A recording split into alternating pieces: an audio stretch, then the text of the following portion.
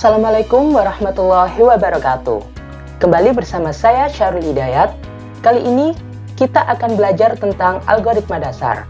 Untuk algoritma dasar kali ini, kita akan belajar tentang struktur runtunan atau sekuensial. Nah, sebelum masuk ke pembahasan, kita harus tahu terlebih dahulu apa itu algoritma. Jadi, algoritma adalah suatu langkah-langkah atau instruksi yang digunakan untuk menyelesaikan suatu masalah. Kata algoritma sendiri mulai diperkenalkan oleh seorang ilmuwan Persia bernama Al-Khwarizmi. Nah, setelah tahu apa itu algoritma, kita juga harus tahu 3 struktur dari algoritma. Struktur pertama yaitu struktur runtunan atau sekuensial. Struktur yang kedua yaitu struktur pemilihan atau selection. Dan struktur yang ketiga adalah struktur pengulangan atau looping. Baik, di pertemuan kali ini kita akan belajar tentang struktur runtunan atau sekuensial. Struktur runtunan adalah sebuah struktur yang terdiri atas satu atau lebih instruksi yang dikerjakan secara berurutan. Nah, yang dimaksud dengan struktur runtunan yaitu tiap instruksi dikerjakan satu persatu. Yang kedua, tiap instruksinya dilaksanakan tepat satu kali, tidak ada instruksi yang diulang. Urutan instruksi yang dilaksanakan pemroses atau compiler sama dengan urutan instruksi sebagaimana yang tertulis di dalam teks algoritmanya. Oke, untuk mempermudah pemahaman kalian, kita langsung masuk ke contoh soal. Nah, di contoh pertama ini adalah contoh algoritma menghitung luas persegi panjang. Untuk langkah pertama, kita harus memasukkan panjangnya terlebih dahulu. Di sini diinisialisasikan sebagai P. Lalu kita memasukkan lebarnya yang diinisialisasikan menjadi L. Lalu ada proses menghitung luasnya di mana P panjangnya dikali L lebarnya. Lalu langkah terakhir yaitu output dari hasil luas itu tadi. Nah, untuk gambar yang kalian lihat di sebelahnya, itulah yang dinamakan dengan flowchart. Nah, untuk pembuatan flowchart sendiri ada beberapa aturan khusus. Untuk memulai dan mengakhiri, kita bisa menggunakan terminator simbol atau yang dapat kalian lihat di situ berbentuk seperti oval.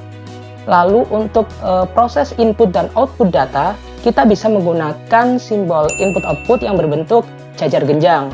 Lalu untuk menjalankan sebuah proses, kita dapat menggunakan simbol berbentuk persegi panjang.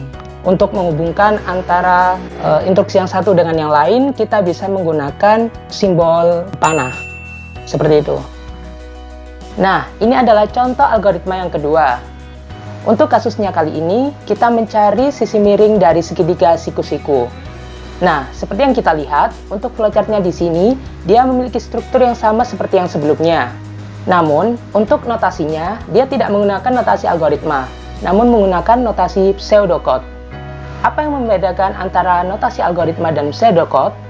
Untuk notasi pseudocode sendiri, dia terlihat lebih ringkas dari notasi algoritma, dan biasanya dia menggunakan simbol-simbol untuk menunjukkan instruksi.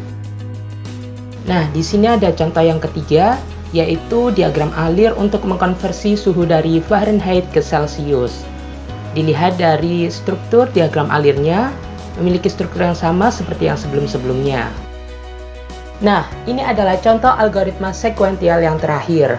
Untuk contohnya di sini, yaitu membuat algoritma untuk menukarkan isi dari dua buah variabel. Nah, teknik seperti ini akan sering digunakan dalam pemrograman. Untuk menukar isi dari dua buah variabel, dibutuhkan variabel tambahan untuk membantu dalam proses. Sebagai contoh, kita akan menukar isi dari variabel A dan B.